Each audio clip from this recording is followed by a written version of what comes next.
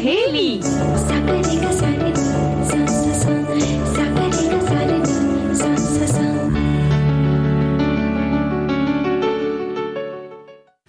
सभी सखियों को राजुल और रेणु चतुर्वेदी का नमस्कार और ढेर सारी बधाई, क्योंकि शुरू हो गया है अंतर्राष्ट्रीय महिला सप्ताह। आज पहला दिन। वैसे महिलाओं का तो हर दिन होता है। बिल्कुल होता है, ये माने तब इस पर हम जरूर चर्चा करेंगे कि कब उनका होता है दिन और कब उनका क्या मन होता है। क्या कभी टटोला तो आज टटोल लेंगी, है ना? तो आज महिलाओं का मन टटोलने के अलावा हम बात करने वाले हैं, एक इत्तेफाक ही है कि आज एक बहुत ही सुप्रसिद्ध महिला खिलाड़ी का जन्मदिन है, मैरी कॉम का, भारतीय मुक्केबाज। उनके बारे में बात करेंगे। और एक मार्च का महीना जैसे लगता है कुछ खास है, और आज हम मिल रहे हैं सखियों से, यही अपने आप में बहुत खास है कि सप्ताह का पहला दिन, मतलब विश्व महिला सप्ताह का पहला दिन, और हमारी मुलाकात हो रही है अपने दोस्तों से, अपनी सखियों से। और आज जो हम सखी विशेष में जिस साहित्यकार की बात करने जा रहे हैं, संथिनी गोविंदन की, उनका भी जन्म 20 मार्च को हुआ था। तो है ना संयोग, कितना बढ़िया। मार्च का महीना, और मार्च का जब बात आती है तो आज 1 मार्च का जिक्र अंतर्राष्ट्रीय मुद्रा कोष के संदर्भ में भी किया जाता है, जिन्होंने आज से अपना वित्तीय कामकाज शुरू किया था, और वो उस तरह की शुरुआत हुई थी। तो वो भी एक खास दिन उनके संदर्भ में बन जाता है। तो आज हम उनके बारे में भी बात करेंगे, बिल्कुल चर्चा करेंगे। लेकिन हम बात कर रहे हैं 2 वर्ष के अध्ययन, प्रोत्साहन, अवकाश के बाद मैरी कॉम ने जिस तरह से वापसी की खेल की दुनिया में, वो बड़ी काबिल तारीफ बात है ना? ये तो है ही। ये बात है ना रेणु जी की, जितनी बार भी महिलाएं कहीं अगर रुकती हैं तो ऐसा लगता है कि कुछ पल को सुस्ताकर उन्होंने एक नई ऊर्जा अपने लिए जोड़ ली है। हाँ, और उसके साथ वो फिर से आगे बढ़ती हैं। फिर ऊर्जा की तो वो समझ लीजिए एक पावर स्टेशन है। हाँ, मैरी कॉम। तो आज उनका जन्मदिन है, उनको जन्मदिन की बहुत सारी बधाइयाँ। ये गाना मैरी कॉम के जीवन पर बनी फिल्म का गाना था, जिसमें प्रियंका चोपड़ा ने उनकी भूमिका निभाई। बिल्कुल सही बात है। लेकिन बारी का इंतजार कौन करता है ना? बस मौका मिलना चाहिए, और कहीं ना कहीं से कोई प्रेरणा ऐसी मिल जानी चाहिए, तो फिर तो अपने आप पंख लग जाते हैं। सही बात है। और ये पंख उन्हें भी लगे। 1 मार्च को मणिपुर के जहाँ पर जन्म हुआ था, उनके पिता एक किसान थे, और उस स्थिति में उन्होंने शायद कभी नहीं सोचा होगा कि इस तरह वो इस कदर आगे बढ़ेंगी। बिल्कुल। अगर हम बात करते हैं तो सबसे पहले इनका नाम बता देते हैं, मैंगते चेंगनाई मैरी कॉम। इन्हें हम MC मैरी कॉम के भी नाम से जानते हैं। आपका जन्म 1 मार्च 1983 में हुआ, और मैरी कॉम भी हम जैसे कहते ही हैं, और ये मुक्केबाज हैं। बहुत सारी हमारी सखियां जानती हैं, लगभग सभी जानती होंगी, लेकिन फिर एक बार बताना ज़रूरी है। मणिपुर में है, मणिपुर की रहने वाली, और एक किसान की बेटी होकर ऐसा सोचना कि मुक्केबाज बन जाएंगे, बड़ा मुश्किल है। जब 8 बार विश्व मुक्केबाजी की जो प्रतियोगिता हुई उसमें विजेता रही, और ख़ास तौर से अगर हम बात करें तो 2012 के लंदन ओलंपिक में उन्होंने जब कांस्य पदक जीता तो पूरा देश जैसे एकदम हिल्स आ गया कि ये कौन निकल कर आ गया। हाँ। और जिसने पदक जीत लिया, है ना? तो और इसी तरह से 2010 के एशियाई खेलों में भी कांस्य, तथा 2014 के एशियाई खेलों में उन्होंने स्वर्ण पदक हासिल किया। और एक तरह से क्या कहना चाहिए, सबकी जुबान पर आ गई ना। एक के बाद एक मील का पत्थर कायम करती गई वो। उन्होंने प्राथमिक शिक्षा ग्रहण की, लेकिन उसके बाद पढ़ाई की तरफ शायद उनका उतना रुझान नहीं रहा, और जब पढ़ाई उन्होंने छोड़ी तो उन्होंने फिर उसके बाद घर से ही रहकर पढ़ाई करने की सोची। पढ़ाई लगता है राजुल, मतलब बहुत मुश्किल है जिस जगह की ये बात हम लोग कर रहे हैं, जहाँ उनका जन्म हुआ, चुरा चांदपुर ज़िले में, बहुत गरीब किसान की आप बेटी हैं, तो वहाँ पर, और उसके बाद फिर इम्फाल गई, तो वहाँ इतनी मुश्किल है पढ़ाई की, मतलब एक सामान्य जन के लिए तो बड़ा मुश्किल है। हाँ, घर से काफी दूर जाकर ये सब सारी, इसी वजह से उन्होंने फिर राष्ट्रीय मुक्त विद्यालय से परीक्षा दी। और लेकिन उनकी रुचि जो थी वो शुरू से ही खेलों में थी। क्या बात है। तो पहली बार उनके मन में बॉक्सिंग का ख्याल जब आया तो उन्होंने देखा कि बॉक्सिंग रिंग में कुछ लड़के जो हैं वो लड़कियों को कुछ लड़के जो हैं वो बॉक्सिंग के दांव पेच आजमा रहे हैं। और ये सोचा भी नहीं जा सकता था कि कोई लड़की भी सीखेगी बॉक्सिंग। मतलब लड़कियों के लिए बॉक्सिंग तो बिल्कुल वैसी ही बात थी कि अरे लड़कियां कैसे। हाँ बिल्कुल, और वैसे भी सोचते हैं ना कि कहीं बड़ी नाजुक सी होती हैं, कहीं आँख कान नाक पे चोट लग गई तो कहीं कुछ और ना हो जाए, कोई अंग भंग ना हो जाए, ये सब सोच के हमेशा से दूर रखा गया। लेकिन मैरी कॉम कहाँ रुकने वाली, क्योंकि उन्होंने जब देखा तब उन्होंने सोचा कि भाई अब तो ये हमें करना ही है। उन्होंने खुद ये बात कही कि मैं वो नज़ारा देखकर स्तब्ध थी। मुझे लगा कि जब ये वहाँ पर कुछ लड़कियां भी थीं, उन्होंने कहा जब मैंने देखा कि ये लड़कियां बॉक्सिंग कर सकती हैं तो मैं क्यों नहीं। बिल्कुल, और इसके साथ ही उनकी साथी मणिपुर बॉक्सर डिंको सिंह की सफलता ने भी उन्हें बहुत प्रेरित किया कि वो इस दिशा में आएं और इस खेल में आगे बढ़ें। तो इस तरह से 2 वर्ष के अध्ययन, और मतलब जब एक बात और है कि जब ये जो दोबारा उन्होंने जब अपना एशियाई खेलों में और जब पदक जीता तो वो माँ बन चुकी थी, और किस तरह से बच्चों की जिम्मेदारी संभालते हुए उन्होंने जब ये किया तो वाकई बहुत बड़ी उपलब्धि थी। और इस उपलब्धि से प्रभावित होकर AIBA ने उन्हें मैग्निफिसेंट मैरी के नाम से नवाजा। क्या बात है ना? क्या बात है। एक के बाद एक सफलताओं की सीढ़ी चढ़ते जाना और अपने उन सपनों को जीवित रखना, ये सच में बड़ी बात है। बिल्कुल। लेकिन बस वही बात है ना जो आज हम अभी आपने शुरुआत में कार्यक्रम के जैसा कि कहा था कि क्या मन है उसको टटोलना, और उस मन को टटोल कर फिर ये जान लेना कि क्या वाकई हम जो कर रहे हैं वो अपने मन का ही कर रहे हैं। अच्छा, तो ये जो है ना खुशी की जो पोटली है वो अभी मत खोलो, हमारी सखियां भी कुछ कुछ रखी हुई हैं, तो आज हम हमारी खुशी की जो पोटली है वो थोड़ा सा बाद में खोलेंगे, फिर चर्चा करेंगे अपनी साहित्य सखी के बारे में। बड़ा खूबसूरत सा गाना है, बहुत प्यारा, बहुत बहुत खूबसूरत। और इस गाने को गाते हुए अक्सर जो सपने होते हैं उनको देखने के साथ साथ एक जो बड़ी मासूम वाली बातें होती हैं, महसूस होता है, भावनाएं आती हैं। ये बात बिल्कुल सही है। बहुत मीठा सरल सा बिल्कुल गीत है, पानी की तरह बहता हुआ ये गीत है, और इसी तरीके की जिंदगी हम सब जीना चाहते हैं जरूर। और क्या कहना चाहिए इसके लिए, बहुत सरल। सब लोग कहते हैं ना कि ये करना बड़ा आसान है, वो करना बड़ा आसान है, लड़ना झगड़ना बड़ा आसान है, बहुत तरक्की कर लेना बड़ा आसान है, लेकिन सरल होना बड़ा मुश्किल है। सबसे मुश्किल है सरल होना। सही बात है ना? मुश्किल होना है। कैसे हम तरल हो सकें, कैसे सरल हो सकें, ये हमें सोचना चाहिए। और आज 1 मार्च है, यानी कि अगर हम विश्व महिला सप्ताह की बात कर रहे हैं तो एक आध प्रण ऐसे हम ले सकते हैं सरल और तरल होने की।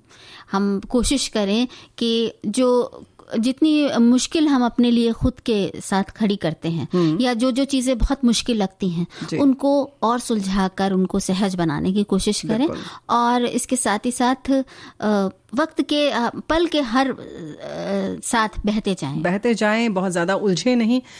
जैसे कि अक्सर हम किसी से मिलते हैं तो हम ये सोचते हैं कि इसने क्यों मुस्कुराया, आज इसने मुझसे बात क्यों की, तो जो सामने है सिर्फ उसके बारे में सोचें। ये जो साहित्यकारों वाली बातें हैं ना कि बिटवीन द लाइन्स, 2 लाइन के पीछे क्या है, चेहरे के पीछे क्या छुपा हुआ है, 2 लाइनों के बीच में क्या कहा जा रहा है, वो सिर्फ किताबों तक छोड़ दें तो ज़्यादा बेहतर है। सामान्य जीवन में अगर हम ये सोच लें कि जो जैसा है उसको हम वैसे ही स्वीकार कर लें, सामने वाला अगर बहुत आपको लग रहा है कि ईमानदार है तो ईमानदार ही माने, आप ये ना समझे कि नहीं इसके पीछे कुछ जरूर शातिरपना होगा। तो ये सब ना करें। ये तो है। लेकिन आपने जो बात कही ना कि साहित्यकारों वाली बात, तो साहित्यकार भी कभी कभी जब बच्चों के धरातल पर उतर कर जब कुछ सोचते हैं तो वो भी फिर इसी तरह से सरल और तरल हो जाते हैं। भावनाओं की जो सरल तरल रहते हैं, लेकिन साहित्य की एक विधा है, जो साहित्य जो विधा है उसमें कुछ इस तरह से लिखा जाता है ताकि हम पढ़ने वाले की उत्सुकता बनी रहे और हम उसके पीछे कुछ तलाशते रहें। वो खराब नहीं है हमारा। तो थोड़ा घुमा फिरा कर होती है बात, थोड़ा अदा से कहते हैं, थोड़ी अलग तरीके से कहते हैं ताकि हम उसे बार बार पढ़ें और 2 लाइनों के बीच के भाव को समझने की कोशिश करें, थोड़ी दिमागी वर्जिश करें। लेकिन सामान्य जिंदगी की बात अलग है। लेकिन आज हम फिर भी हमने और भी कुछ रसोई के टिप्स भी देंगे, ये बता दें, ताकि हमारी जो सरलता वाली जो बात है वो रसोई घर में भी थोड़ी सरलता आ जाए। वो बहुत जरूरी है। रसोई घर की सरलता गृहिणी को बहुत सारे मुश्किलों से बचा देती है। और उसके साथ साथ हम कला के क्षेत्र की अगर बात करनी है तो हम कहीं की खास प्रदेश, खास शहर की चिकनकारी के बारे में भी चर्चा करेंगे, है ना? तो अभी सबसे तुम बच्चों की अच्छा साहित्य की बात कर रही थी। सूरज निकला चिड़िया बोली, कलियों ने भी आंखें खोली। सोचिए ना कितनी सरल पंक्तियां हैं। बिल्कुल, सूरज निकलता ही है और उसके साथ चिड़ियां भी बोलती हैं। लेकिन ये कविता जब हमने सुनी थी तो कैसे हमारे मन मस्तिष्क पर हावी हो गई थी, और अभी भी हम उसको याद करते हैं और बच्चों को भी सुनाते हैं, बच्चे भी वो झट से सीख जाते हैं। बहुत अच्छा तो लगता ऐसी ही सरलता और सहजता के साथ लिखने वाली सखी की बात कर रहे हैं आज, क्योंकि हम सोमवार को सखी विशेष में साहित्यकार की बात करते हैं, जो साहित्य में दखल रखती हैं, ऐसी किसी सखी की बात करते हैं। तो आज हम संथिनी गोविंदन के बारे में बात कर रहे हैं, जिनका जन्म 20 मार्च को हुआ। उन्होंने बच्चों का साहित्य लिखा। अब तक 50 से ज्यादा किताबें लिख चुकी हैं, जिनमें बच्चों के लिए कविताएं, शॉर्ट स्टोरीज और पिक्चर बुक्स शामिल हैं। पिक्चर बुक्स यानी कॉमिक्स बुक्स कह सकते हैं, या पॉकेट बुक आती थी, उस तरीके की चीजें जिसमें पिक्चर सहित किताबें हों, लिखा हो, ऐसा है। तो जो बच्चों के लिए रुचिकर होती हैं और बहुत ज़रूरी हैं, और उनकी किताबें चूँकि बहुत बेहतरीन होती हैं, तो National Book Trust of India और Children's Book Trust of India और इसी के साथ भारतीय सूचना एवं प्रसारण मंत्रालय, भारत के सूचना एवं प्रसारण मंत्रालय की ओर से छपी हैं उनकी किताबें। उनकी भाषाओं का कई भाषाओं में अनुवाद हो चुका है, उनकी किताबों का। हाँ, उनकी किताबों का। और संथिनी गोविंदन की लिखी कई कहानियां और पोएम्स प्राइमरी, मिडिल और हाई स्कूल्स में अंग्रेजी के पाठ्यक्रम में शामिल की गई हैं। सन 2011 से लेकर 2013 तक उन्होंने बच्चों की मशहूर पत्रिका थी, उसमें भी उन्होंने 2 कॉलम्स लिखे और काफी वो पसंद की गई। और देखो राजुल, अगर हम बात करें 1986 के बाद, तो संथिनी गोविंदन चिल्ड्रन बुक ट्रस्ट द्वारा आयोजित बाल लेखकों की प्रतियोगिता में एक कहानी भेजी, और वो कहानी थी जो उन्होंने अपने नन्हे बेटे को सुलाने के लिए खुद लिखी थी। उस कहानी का नाम था अ टेल ऑफ टफी टर्बल ना, turtle, tale of Tuffy turtle. तो इस कहानी को प्रतियोगिता में विजयी घोषित किया गया और इस तरह से उनके लेखन की शुरुआत हो गई। तो बच्चों को कहानियां कितनी बार सुनाती हैं माएँ, और बहुत अच्छी ये बात है कि उन्होंने अपनी उस प्रतिभा को पहचान लिया और फिर बाकायदा उनका जो उस तरफ रुझान था, जिस तरफ, उसी तरफ काम करना शुरू किया, जिसका नतीजा ये हुआ कि संथिनी गोविंदन को बहुत सारे अवार्ड्स मिले। उनकी किताब द एंगर ऑफ अपू को एनसीईआरटी द्वारा रिकमेंड किया गया पाठ्यक्रम में शामिल करने के लिए। और एक बात और है कि संथिनी गोविंदन को इतिहास में बहुत दिलचस्पी है, और यही दिलचस्पी वो बच्चों में भी पैदा करना चाहती हैं। जो कहते हैं ना कि हिस्ट्री ज्योग्राफी ऐसी बेवफा, रात भर रटो सवेरे सफा, तो वो सवेरे सफा वाली बात ना होने पाए, इसलिए वो बड़े दिलचस्प अंदाज में बच्चों को इतिहास से परिचित कराने का प्रयास करती हैं।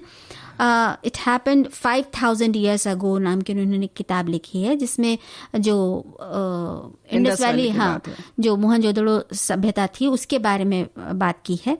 और इसी तरह से उन्होंने अशोक महान जो सम्राट हुए हैं उनके बारे में अशोकास डायरी लिखी है। छत्रपति शिवाजी महाराज पर द मैजिकल मराठा नाम से पुस्तक लिखी है, और इसी तरह से वो लगातार काम करती जा रही हैं। और ये बहुत अच्छी बात है।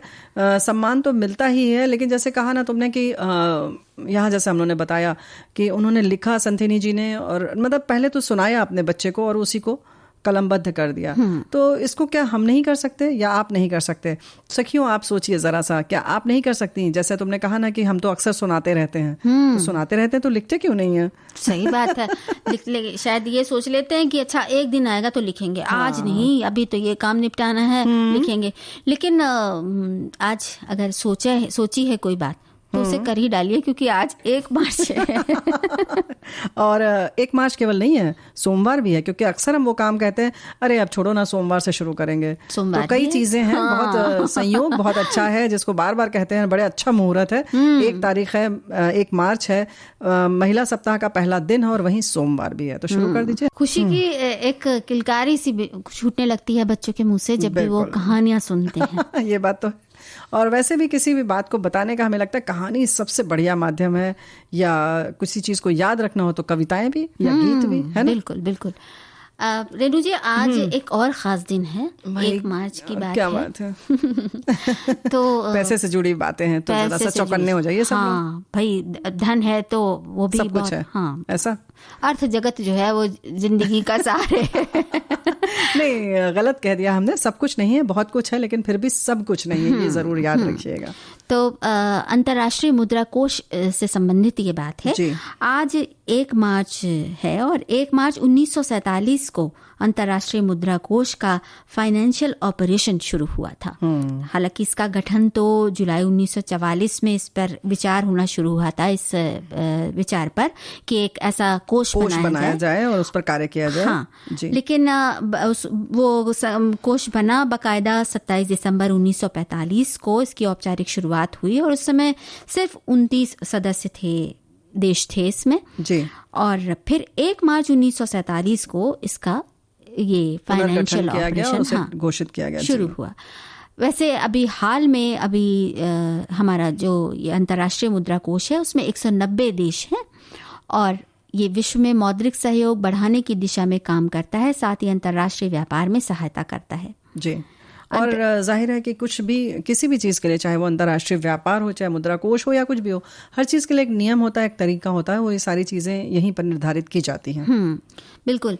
ये इसका प्रमुख कार्य अगर हम कहें तो वो अधिक से अधिक लोगों को रोजगार मिले यानी बेरोजगारी कम हो, इस पर इसका ध्यान रखता है, इस तरह से बनाता है व्यवस्था और सतत निरंतर आर्थिक दृष्टि से उन्नति होती रहे।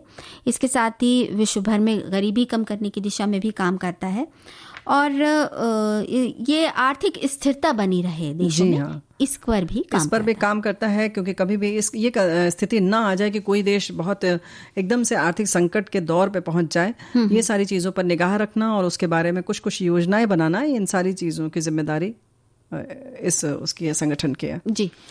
फिर वैश्विक अर्थव्यवस्था और सदस्य देशों की अर्थव्यवस्था पर भी निरंतर इसके नजर बनी रहती है कि क्या हो रहा है और इसको अगर कुछ गड़बड़ हो रहा है तो उसे किस तरह से ठीक किया जा सकता है।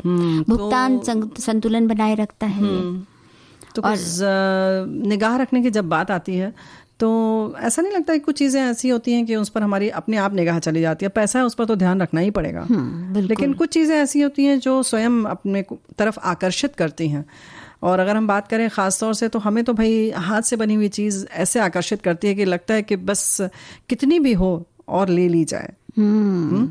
हाथ से बनी चीजों की बात हो रही है तो भाई आज जिस बारे में हम बात करने वाले हैं उसी के जिक्र कर लेते हैं। जैसे कि मतलब वैसे तो अगर देखा जाए तो मिट्टी के खिलौने हैं, वो भी बहुत सारी चीजें हैं। एक तो इसकी 2 वजहें होती हैं अगर हम हाथ की चीज़ों की बात करें, कारीगरी की बात करें। एक तो ये कि आपको खुद बहुत अच्छा महसूस होता है कि किसी ने हाथ से इस पर कुछ उकेरा है, बनाया है। उसके साथ साथ ये भी लगता है कि जिस कलाकार ने बनाया है उसको भी कुछ मुद्रा पहुंच जाए या कहीं ना कहीं से उस पर भी मदद हो और ये जो है जीवित रहे ये कला। तो क्योंकि हर कला अपने साथ एक लंबा इतिहास लेकर चलती है और वक्त के साथ साथ उसमें जैसे जैसे निखार आता जाता है तो वो हमारी संस्कृति की विशेषता बन जाता है। ऐसी ही एक कला है चिकनकारी, उसके बारे में हम बात करेंगे। पहले रेणु जी एक गाना सुन लेते हैं। ऐसा ठीक है। प्रीत की बात और उसके साथ हथकड़ी की बात, मतलब ये गाना अपने आप में एक नया प्रयोग करता है। तो मोहब्बत भी ऐसा ही है कुछ जितना ही तो मिलने के लिए बेकरार रहता है उतना ही मिलते ही धड़कनें बढ़ जाती हैं। तो ऐसी बहुत सारी चीजें हैं जो क्या कह सकते हैं विरोधाभासी हैं लेकिन एक साथ चलती हैं। मोहब्बत चीज ही ऐसी है, करके तो देखिए। तो आज आप ये श्रोताओं को ये सलाह दे रही हैं? हाँ बिल्कुल। आप सिर्फ प्रेमी प्रेमिका या ऐसे ही क्यों सोचते हैं? प्रेम जो है वो वाकई बहुत विस्तृत सा ये शब्द है, भाव है और ख़ास तौर से बराबर इसका विस्तार सब तरफ होने दीजिए। बिल्कुल करिए और हर चीज़ से करिए जो सरल होने की बात है। जब आप प्रेम करेंगे तो अपने आप सरल हो जाएंगे। बिल्कुल।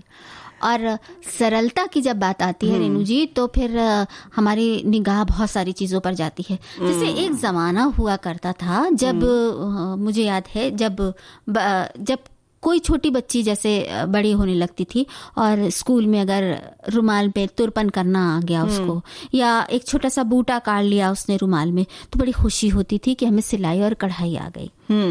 हालांकि अब वो बात गुजरे जमाने की लगती है लेकिन फिर भी अगर आप करेंगे तो आपके बच्चों में वो संस्कार आएंगे और कहीं ना कहीं एक लगाव और जुड़ाव तो रहेगा मन में। क्योंकि अगर माँ को करते हुए देखते हैं तो बच्चे अपने आप संस्कार अपने आप संजो कर चलते हैं, भले ही वो आप प्रकट ना हो, समय आने पर दिखेगा या उसके प्रति लगाव जरूर दिखेगा। तो ठीक है आज हम नहीं कर सकते हालांकि हमें तो, तुमने कहा हमें एक ज़माने की बात याद है, तो भाई हमें लगा कि तुम्हें सब याद होगा, लेकिन हमें भी कुछ कुछ याद है कि जो पहला हमने थैला बनाया था उसके ऊपर पीले रंग से जिस तरह से फूल कढ़ाई की थी उल्टी बखिया वाली, वो याद है अभी तक, वो फूल याद है।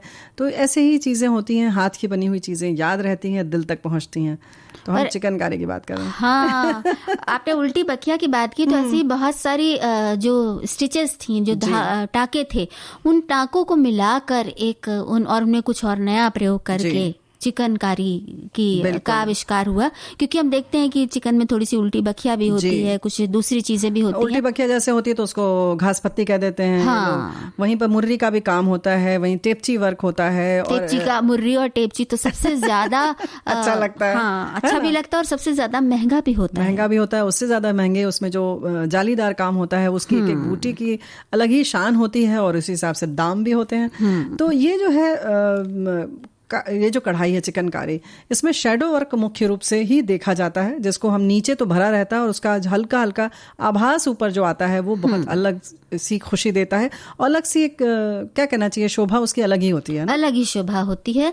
और चिकन के कपड़े नफासत के साथ साथ जो आपके रुचि के स्तर को भी बताते हैं, और इसके साथ साथ पहनने में भी बहुत ज्यादा हल्के और आपके बदन पे सूट करने वाले, आपके शरीर पर सूट करने वाले इस तरह के चिकन के कपड़े होते हैं। जी हाँ, यानी कि सूती कपड़ों पर ही इसकी ज्यादातर कढ़ाई की जाती है, और उसमें भी बहुत ही पतले होते हैं, पारदर्शी जैसे ही होते हैं, क्योंकि जैसे हमने कहा कि नीचे कढ़ाई होती है और उन धागों की आभा सिर्फ ऊपर दिखाई देती है, और सिर्फ उसके जो बॉर्डर होते हैं फूलों के, सिर्फ वही ऊपर दिखते हैं, बाकी पीछे पूरा भरा होता है। तो जाहिर है कि उसके लिए बहुत पतला होना पड़ता है, और इसीलिए शायद ये गर्मी में ही पहने जाते थे, इसीलिए इसमें ज्यादा हल्के रंगों पर ही काम पहले होता था। अब बहुत परिवर्तन हो रहे हैं जरूर। हाँ, लेकिन तो बहुत सारे परिवर्तन, क्योंकि अब तो सर्दियों के भी कपड़े चिकन के मिलने लगे हैं। हाँ। चिकन की बेडशीट्स मिलती हैं, चिकन के जो बेडिंग गाउन्स है वो भी चिकन के बनने लगे, चिकन की हर चीज बनती है। लेकिन मूल रूप से अगर देखा जाए तो चूंकि गर्मी में पहना जाता था, तो बहुत सारे हल्के रंग, पिस्तेई रंग है या लेवेंडर कलर है या बहुत हल्का गुलाबी, हल्का बैगनी, गाढ़ा रंग तो पहले ढूंढने से भी नहीं मिलता था। हाँ, कितना कपड़े भी वैसे ही छांटे जाते थे। हाँ, वायल का कपड़ा या ऑर्गेंडी या कुछ इस तरह का कपड़ा लेकर उन पर कढ़ाई की जाती थी। और भी बहुत सारे इसमें टाके होते हैं ना राजू? टाके तो बहुत सारे होते हैं। टाकों के अलावा एक चीज जो मुझे सबसे पहले याद आती है कि चिकन का कोई भी काम शुरू करने से पहले सबसे पहले उसकी जो छपाई होती है, हाँ, उस पर जाता है ध्यान, और छपाई के लिए तरह तरह के बेल बूटे देखे जाते हैं कि अच्छा ये बेल बूटा हो या किसी और प्रकार का बेल बूटा हो। तो उस तरह के बेल बूटों को छांट कर उसके बाद फिर उनको ब्लॉक प्रिंटिंग होती है, और उन ब्लॉक से बाकायदा उसकी छपाई होती है, और छपाई के बाद फिर फ्रेम लगाकर उसको काटने का शुरुआत की जाती है। इसमें लगभग 40 प्रकार के टाके और जालियां होती हैं, जैसे मुर्री हमने जैसे कहा, फंदा, कांटा, टेपची, पंखड़ी, लौंग जीरा, राहत और बंगला जाली, फिर मुंद्रा जाली और सिद्धौरी जाली, बुलबुल चश्म जाली, बखिया। अब ये ऐसे ऐसे नाम है जो वहाँ के स्थानीय चीजों से ही प्रभावित होकर होते हैं। हाँ। और मुगल काल का ज्यादा प्रभाव रहा है अवध क्षेत्र में, तो उसी तरीके से जैसे बुलबुल लड़ाई जाती थी, शायद इसलिए बुलबुल जाली नाम पड़ा होगा, है ना। और खास तौर से अगर हम डिजाइन की बात करें तो कैरी है या मीनाकारी में जैसे जाली, क्योंकि जो भी मुगल स्थापत्य होती है, शैली जो दिखती है, उसमें जाली बहुत बनती है, चाहे आप झरोखों में, दरवाजे में तो मीनार होती है, उस पे जो गुंबद होता है उसके ऊपर जो चीजें होती हैं वो उसी तरीके की, कढ़ाई में भी उसी तरीके की कलाकृति दिखती है, वो करे जाते हैं। हालांकि कहते हैं कि चिकन जो है वो सबसे पहले 3री शताब्दी में इसकी शुरुआत हुई थी, और ये भी कहा जाता है कि चिकन किसी यात्री ने प्यासा आ रहा था वो, और किसी गांव में रुका, वहां पर पानी पीने के लिए उसने गुजारिश की और पानी पिलाया गया उसे, तो उसने चिकनकारी सिखाई। वैसे चिकन को लेकर बहुत सारी कहानियां हैं, लेकिन चिकन के जो बूटे हैं और चिकन के जो मोटिव्स हैं, जिसमें मुकेश भी होता है, कामदानी भी अब होने लगी है, बिल्कुल। ये सब चीजें बहुत ज्यादा सीक्वेंस का काम होता है, मोती लगाए जाते हैं, वो सब चीजें बहुत ज्यादा आकर्षित करती हैं। हाँ, लेकिन एक जमाना था जब नवाबों ने इसे बहुत प्रश्रय दिया, और जैसे उनके अंगरखे, उनकी टोपियां बहुत ही बारीक बनती थी, मतलब देख के बिल्कुल आश्चर्य लगता है कि किस तरह से कोई एक व्यक्ति इतनी बारीक कढ़ाई कर सकता है, क्योंकि जितनी बारीक होती है उसकी उतनी ही कीमत होती है और देखने में ही उतना सुंदर भी लगता है। और एक ज़माने में उसको प्रश्रय दिया गया नवाबों ने खुद, और ख़ुद पहना भी उसे बहुत उन्होंने। और जाहिर है कि इस तरीके की कला को जब नवाबों का या शाही खानदानों का जब प्रश्रय मिलता है तो जाहिर है वो ज़्यादा पनपती है, और इस तरह से प्रश्रय मिलता रहे तो अच्छा लगता है। लेकिन उसके साथ साथ बहुत सारे इसमें राष्ट्रीय और स्थानीय या यूं कहें कि प्रदेश स्तर पर पुरस्कार भी होते हैं और मिलते हैं हर वक्त। हमारी बहुत सारी बहनें करती हैं। और चिकन एक ऐसा उद्योग है खासतौर से लखनऊ में जो जिसका बहुत ज़्यादा प्रचलन है और बहुत सारे महिलाएं इससे जुड़ी हुई हैं। इस काम को आगे बढ़ाने के लिए वो लगातार अपनी तरफ से कोशिश करती रहती हैं। और कई बार तो ये भी देखा गया है कि चिकन जैसे दोपहर में वक्त गुजारने का और साथ ही साथ घर में कुछ अतिरिक्त आय लेकर आने का एक जरिया है वहां पर। तो वो लेकिन हाँ क्या तो वो बात भी चिकन के साथ जुड़ी हुई है, बिल्कुल जुड़ी हुई है। और ये कोई भी कला हो तो जुड़ी है, चाहे वो हम अगर पंजाब की फुलकारी की बात करें या कहीं के भी जो भी हाथ के काम है वो इस तरह से होते हैं। लेकिन एक बात और है कि चिकन में खास तौर से हमने देखा, एक तो हल्के रंग में जब कढ़ाई होती है तो खुद हम लोगों ने जाकर देखा वहां पर कि किस तरह से वो सफ़ेद रंग का भी कपड़ा बिल्कुल मटमैला हो चुका होता है, क्योंकि बहुत ही इतने संपन्न लोग नहीं होते जो कढ़ाई करते हैं। और एक साड़ी को बनने में काफ़ी अच्छा खासा दिन लग जाता है, 15 दिन से 1 महीने तक, कभी कभी ज़्यादा हो तो और भी। तो उस 1 महीने में उनका रख रखाव वो नहीं रख पाते। लेकिन अब आप यकीन नहीं करेंगे कि वो बिल्कुल गंदी सी लगेगा कि आपके घर का वो पोछा है। और वो जब कढ़ाई पूरी हो जाती है, उसके बाद जब उसको धोया जाता है और साफ किया जाता है तो वो किस कदर खूबसूरत लगती है कि क्या बताएं, कैसे खिलकर आती है। तो चिकन का के जो कपड़े होते हैं वो 3 प्रक्रियाओं से गुजरते हैं। वो तो पहले आते हैं, छपाई होती है, उसके बाद फिर कढ़ाई होती है, फिर धुलाई होती है, और उसके बाद वो आते हैं आपके सामने और सज जाते हैं। फिर क्या बात है, उनका तो विदेशों में भी इनका बहुत चलन है, बहुत मांग है। हर जगह चिकन आज फैला हुआ है। चिकन ही क्यों, बहुत सारी कढ़ाइयाँ ऐसी हैं जिनके बारे देश में जितने प्रांत हैं सबकी अलग अलग खूबियां हैं और सबकी अलग अलग खासियत है, अलग अंदाज है, उनको देखकर मजा आता है। लेकिन हाँ, खासतौर से चिकन की जो बात कर रहे थे हम कि उसमें धोना भी अपने आप में एक कला है। उसके सारी जो निशाने पड़ जाते हैं खाने के, पीने के, बहुत सारी चीजों के, पान के, वो किस तरह से लोग धोने वाले साफ करते हैं, मुझे तो बहुत आश्चर्य लगता है। क्योंकि हम लोगों का तो एक भी दाग लग जाए तो छूटता नहीं है। सही में। और ये जो चिकनकारी के जो कपड़े हैं वो बनते वक्त किस तरह से होते हैं और फिर उसके बाद किस तरह से सामने आते हैं, ये वाकई बहुत दिलचस्प तथ्य है जी। लेकिन इस दिलचस्प तथ्य को फिर हम कभी कर दें, फिर सुलझाते हैं। खुशी की बात है तो हमारे साथी लिखकर भेजते हैं कि जो आपकी खुशी के लिए अपनी हार मान लेता है, आप उसका हमेशा ध्यान रखिए, वही आपका सच्चा मित्र साथी है। यूं आए जिंदगी में कि खुशी मिल गई, मुश्किल राहों में चलने की वजह मिल गई, हर लम्हा खुशनुमा बना दिया, मेरी उम्मीद को नई मंजिल मिल गई। वाह वाह वाह, क्या बात है। वैसे हम किसी और तरह की खुशी की भी बात सोच सकते हैं रेणु जी। सोच सकते हैं, चलो सोचते हैं। जैसे कि इस समय आपको क्या अच्छा लग रहा है? सखियों से बातें करना, क्योंकि समय ऐसा है, हो सकता है सखियों को इस समय चाय पीना अच्छा लग रहा हो, और चाय के साथ साथ कुछ हो सकता है हमारी सखियां कढ़ाई कर रही हूँ या कुछ सिलाई कर रही हूँ, या कोई अच्छा सा नाश्ता बनाकर भी खा रही हूँ। ओह अच्छा, ठीक है, चलो मान लेते हैं। यानी कि हमारा सिर्फ कहने का ये मतलब है कि ये सारी चीजें तो जरूरी हैं हमारे लिए, जिनकी की मतलब नाश्ता बनाना ही है हमको। ठीक है, आप खुशी से करती हैं, ये आपका बड़प्पन है, ये अच्छी बात है। उसके साथ साथ थोड़ा सा आकलन करिए और इस विश्व महिला सप्ताह के शुरुआत में कि किस चीज में आपको सच्ची खुशी मिलती है, आपकी खुशी की पोटली कौन सी है ना? बिल्कुल। अक्सर ऐसा होता है कि जैसे एक हमारी मित्र थी, उनको देखा कि वो यूं तो घर के हर काम को करती रहती थी और कई बार बहुत ज़्यादा, जैसे होता है ना कि कुछ बहुत ज़्यादा तनाव में आ जाएं या कुछ, उस तनाव के बीच में अगर वो अपने घर की सफाई करने लगती थी तो उनका वो तनाव एकदम खत्म हो जाता था और उसके बाद वो बिल्कुल शांत हो जाती थी, यानी कि राहत महसूस करती थी। तो ये दूसरों को देख के लगता था कि अरे इतनी सफाई करने की क्या जरूरत पागल है। हाँ, ऐसे ही कहते हैं लोग। हाँ, है ना? लेकिन ये चीज उनके लिए, जिसको कहते हैं ना स्ट्रेस बस्टर, वो थी, और उनको उस चीज को करने से राहत मिलती थी, उनका तनाव दूर होता था। यानी तनाव मुक्त खुशी होने मिलती का थी। कौन सा जरिया है वो आपको देखना होगा, यानी किस काम को करके आपको खुशी मिलती है। अब जाहिर है कि अब आप ये सोचेंगे कि दोनों क्या अलग चीज है, कि तनाव मुक्त होना या खुश होना। नहीं, ऐसा नहीं है। जब आप तनाव मुक्त होंगे तभी आप खुश हो पाएंगे।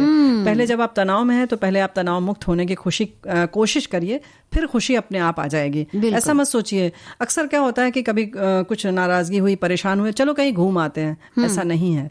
जब आप वैसे में जाते हैं तो आपको और खराब लगता है कि ये क्या मतलब है। ये एक तरीके से हो गया जिसको कहते हैं ना कि हम कारपेट के नीचे डस्ट डाल दें, धूल डाल दें। नहीं, आप उसको निकालने की कोशिश करें और देखें कि किसमें खुशी मिल रही है। और अक्सर हमारी बहनें, खासतौर से हम कहना चाहेंगे, इसमें हमारे भाई लोग बुरा ना माने, क्योंकि जो हमारी जिम्मेदारियां हैं उसमें इस तरह से हम खोए रहते हैं। और कहीं ना कहीं देखो राजुल, ऐसा होता ना, जैसे हमने कहा नाश्ता बना रही होंगी, तुमने कहा खुशी तो मिलती है क्योंकि हमें तारीफ मिलती है, बच्चे खुश होते हैं, परिवार के सदस्य खुश होते हैं, तो हम भी खुश हो जाते हैं।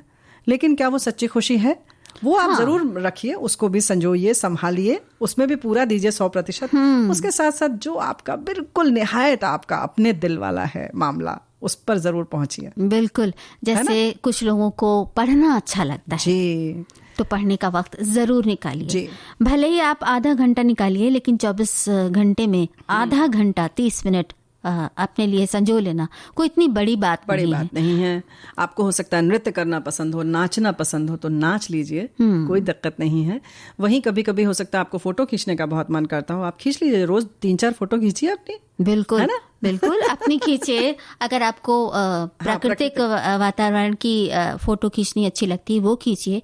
आप चित्रकारी करना चाहती हैं तो आप चित्रकारी करिए। बहुत से लोगों के लिए वो भी एक तरह से तनाव से मुक्त होकर खुश होने का, जिसको कहते हैं ना कि हमने अपने साथ जी लिए हम वो पल।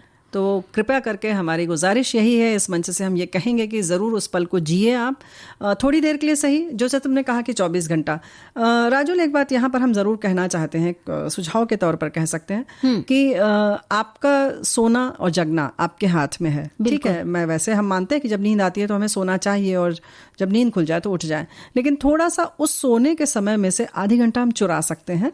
यानी कि अगर आपको पूरा वक्त नहीं मिल रहा है तो रात तो अपनी है, आधी घंटे बाद सो जाइए और उसके लिए समय निकालें। जैसे आपको संगीत सुनना है या गाना गाना है, या आपको पढ़ाई करनी है या कढ़ाई करनी है या सिलाई करनी है, कुछ भी, अपनी अलमारी को ठीक करना है, फिर से सजाना है, सजाइए। बिल्कुल, घर जिस तरह से रखना चाहती हैं, अगर उसमें खुशी मिल रही है तो वो करिए। और एक बात और है कि बहुत बार ये देखा गया है कि इस बारे में हमारी सखियां जो हैं वो जिम्मेदारियों का हवाला देती हैं कि अब इतने काम हैं, अब इतनी सारी चीजें सामने हैं, या बच्चों को स्कूल भेजना है, ऑफिस भेजना है, बैंक के काम करने हैं, बाजार के काम करने हैं, तो किस समय करें, कैसे करें बताओ। तो हम तो यही कहेंगे कि अगर शुरुआत की जाए और 10-10 मिनट निकाले जाएं हर रोज जी, तो एक ना एक दिन वो दिन भी आएगा जब आप आधा घंटा निकालने में कामयाब हो जाएंगी।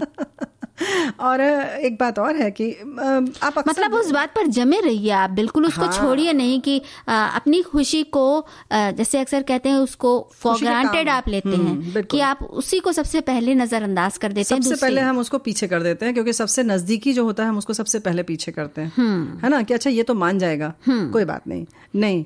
लेकिन आप ये सोचिए इसमें, हाँ ये हम जरूर कहना चाहते हैं, क्योंकि जो जिम्मेदारियों वाली बात है, जो तुमने कहा कि आपकी बहुत सारी जिम्मेदारियां, हमारे पास ये बहाने होते हैं, बहाना नहीं है, बिल्कुल ठीक बात है कि वो करिए, निभाइए, उसमें 100% दीजिए। लेकिन जब आप अपने मन का ये काम करेंगे, जब आपकी अपनी खुशी की जब पोटली आपके साथ होगी, आप उसको भी धीरे धीरे देख रही होंगी, नजर खोल रही होंगी, हल्के से खुल रही होगी जी, तब आप देखिए कि जो बाकी आपकी जो जिम्मेदारियों वाली पोटली है वो भी कितनी बखूबी आप उसको अंजाम देती हैं। उसमें भी आपकी जो गुणवत्ता है और जो आपकी जो तरीका है वो बहुत प्रभावशाली हो जाएगा और वो दुगना हो सकता है, हो जाए। बिल्कुल रेणु जी, खुशी की बात हम करते जा रहे हैं तो मुझे तो लगता है कि ये कभी खत्म ना होने वाला विषय है जी। भाई ये तो खुशी की बात है, और हमारे साथी ने बहुत अच्छा लिखकर भेजा है कि चिकनकारी बहुत अच्छी कला है। इसमें गांव की लड़कियां हैं, अपने पति का नाम रुमाल में काटती थी, तो ऐसा नहीं है, शहर की भी लड़कियां काटती हैं, ऐसा नहीं है, आप ऐसा ना सोचें बिल्कुल कि पीछे हैं शहर की लड़कियां, वो भी करती हैं। ये तो बस वही वाली बात है, खुशी किस में मिल रही है आपको, किस बात में खुशी मिल रही वही।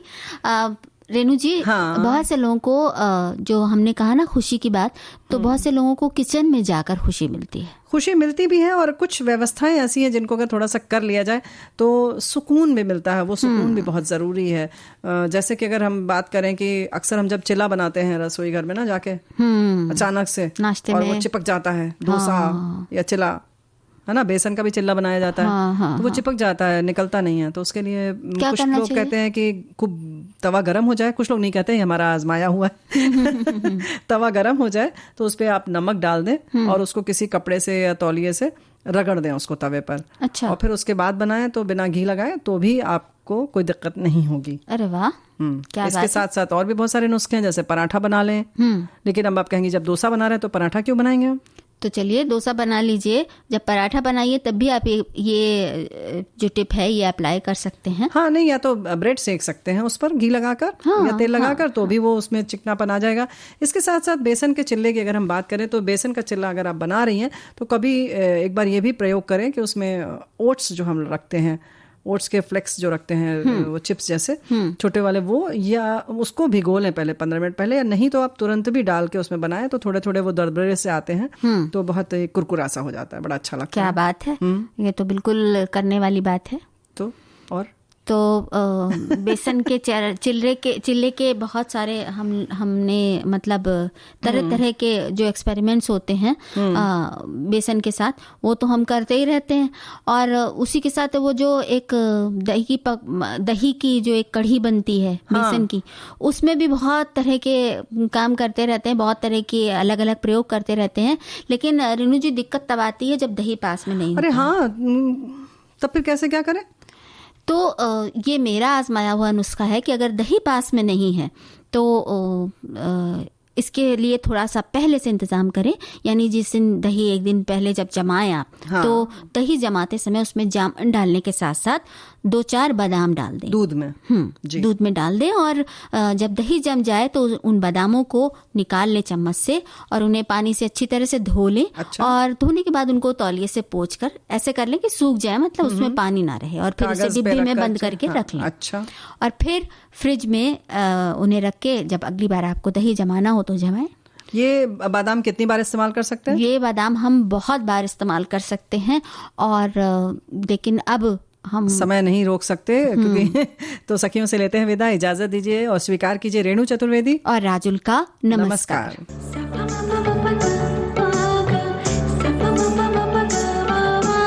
सखी सहेली।